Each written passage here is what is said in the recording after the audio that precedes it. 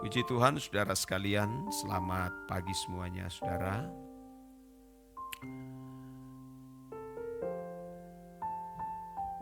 Bapak Ibu, dalam perjalanan iman, seringkali kita berpikir bahwa kehidupan rohani yang sungguh-sungguh akan secara otomatis diikuti oleh berkat materi atau pengakuan dari dunia. Namun kenyataannya, saudara, Tuhan kerap membiarkan kita tampak biasa saja. Di mata manusia bahkan lebih rendah dibandingkan mereka yang hidup takut akan Tuhan. Sebenarnya ini, saudara, bukanlah sebuah kegagalan rohani atau kita tidak bertumbuh. Ketika kita menghadapi keadaan-keadaan yang tidak menyenangkan, tidak menyukakan perasaan kita. Tapi sebenarnya kita sedang diproses atau dibentuk Tuhan untuk berkapasitas rohani lebih tinggi, saudara. Kalau kita membaca, saudara, kita menemukan orang-orang yang memiliki kapasitas rohani yang tinggi itu, orang-orang yang tidak lepas, tidak luput dari penderitaan, kesukaran. Bahkan Tuhan seolah-olah meninggalkan mereka. Sepertinya tidak ada pembelaan. Sepertinya tidak ada pertolongan, saudara. Sampai mereka digiring di tengah kesulitan, bahkan sampai nyawa mereka terancam. Kalau kita melihat bagaimana, saudaraku, Abraham ketika keluar dari Ur Kasdim, seperti tidak ada tanda-tanda berkat yang akan dia raih dan miliki, saudara. Keluar dari Ur Kasdim mengalami bencana kelaparan. Abraham, saudara, menjadi bangsa pengembara. Ketika terjadi bencana kelaparan, dia tidak lari kembali ke negeri asal. Dia masuk ke Mesir, saudara. Setelah itu keluar kembali lagi, terus melakukan perjalanan menjadi bangsa nomaden, bangsa nomad, yang berpindah-pindah dari satu tempat ke tempat yang lain. Bukan sekali atau dua kali, berkali-kali, saudara. Sampai Abraham tidak memiliki apapun. Ternyata negeri yang dia tuju itu yang tidak bisa dilihat oleh kasat mata manusia jasmani. Hanya dilihat berdasarkan iman, saudara. Tapi tidak membuat Abraham menjadi surut menuruti kehendak Allah. Apalagi ketika Tuhan meminta Ishak harus disembelih di atas gunung Moria. Memang, saudaraku, di mata manusia benar-benar habis, gagal. Sama seperti sama seperti Sadrak, Mesak, dan Abednego, saudara. Di mata manusia habis masa depan mereka. Kedudukan mereka yang begitu tinggi di kerajaan Babel dicabut seketika. Seketika itu benar-benar bukan hanya menjadi miskin Sadrak, Mesak, dan Abednego, sampai benar-benar nyawa mereka menjadi tidak berharga di mata manusia. Seakan-akan memang benar-benar sudah tidak punya pengharapan. Ludes, habis. Dapur perapian menanti mereka.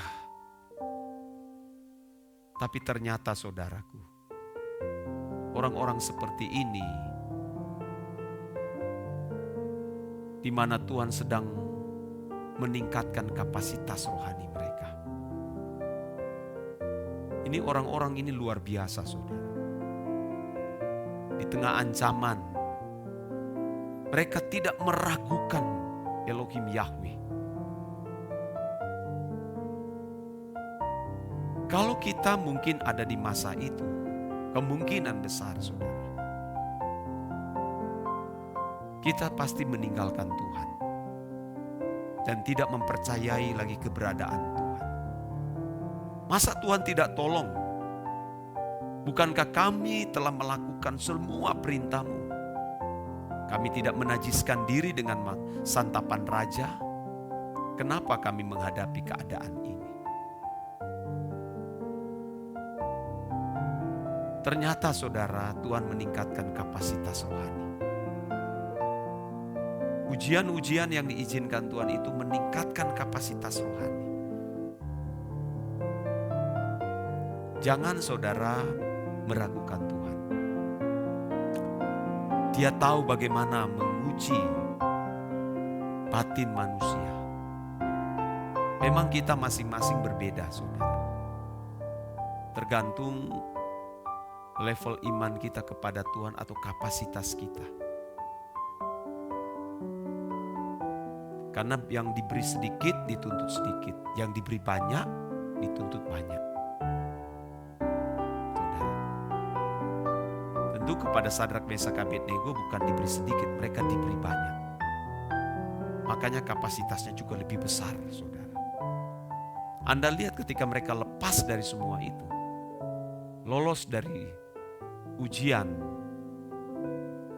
seluruh negeri Babel itu, saudaraku, akhirnya harus menyembah, harus memuliakan Allah Sadrak, Allah Mesak dan Abednego.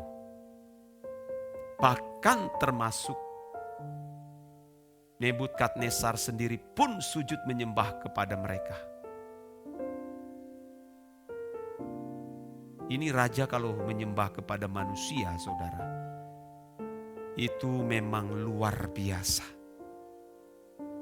Bukan hanya luar biasa, sangat luar biasa.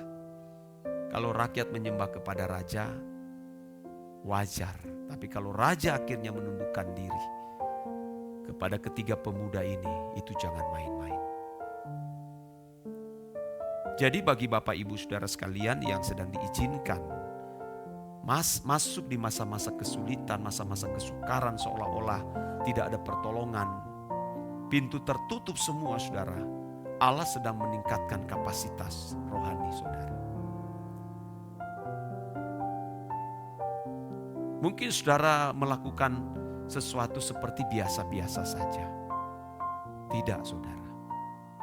Tuhan sedang meningkatkan kapasitas dan ini memberkati saya. Lihat bagaimana juga Yusuf, orang benar, orang saleh, mendapatkan perlakuan yang tidak patut dia terima. Saudara, dituduhkan telah berzina dengan istri Potifar.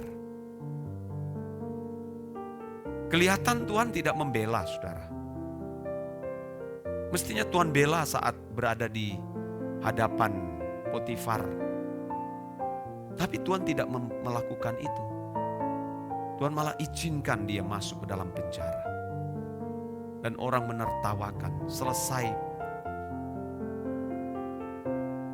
cita-cita dari Yusuf. Karena Yusuf punya visi yang begitu besar yang Tuhan taruh ke dalam hidupnya. Tapi setan berusaha memberi kekacauan besar dengan banyak persoalan-persoalan hidup sehingga visi yang Tuhan taruh di dalam diri Yusuf itu kabur, saudara. Bisa kabur kalau sudah masuk dalam penjara, habis selesai sudah. Bagaimana kalau penjara seumur hidup? Tapi ternyata saudara, melalui semua itu saudara, Allah menajamkan visinya. Allah menambahkan kapasitas rohani. Makanya ada satu lagu yang diciptakan oleh Pak Eras itu. Coba. Melalui semua itu, Kau mengajarkan jalan-jalan.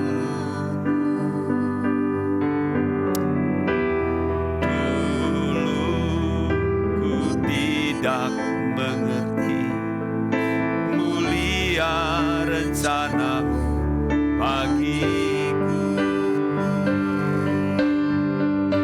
Semua yang telah terjadi membuatku indah di mata-Mu. Sungguh besar anugerah-Mu, ku ingat kebaikan-Mu. Katakan, mari angkat kedua tangan. Melalui semua itu, Kau mengajarkan jalan-jalan.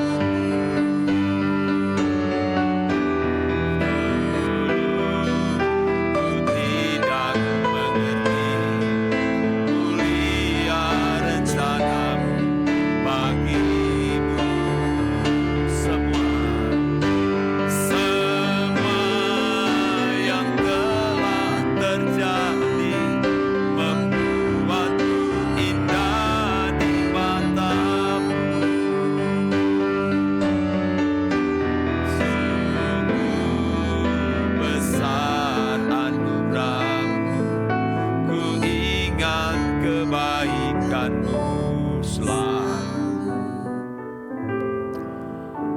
Orang-orang yang ditingkatkan kapasitas rohani, Tuhan tidak akan membuat lancar semua yang dia lakukan. Serius saudara. Kalau Tuhan membuat lancar, dia akan tergiring menjadi manusia duniawi dan tidak membutuhkan Tuhan.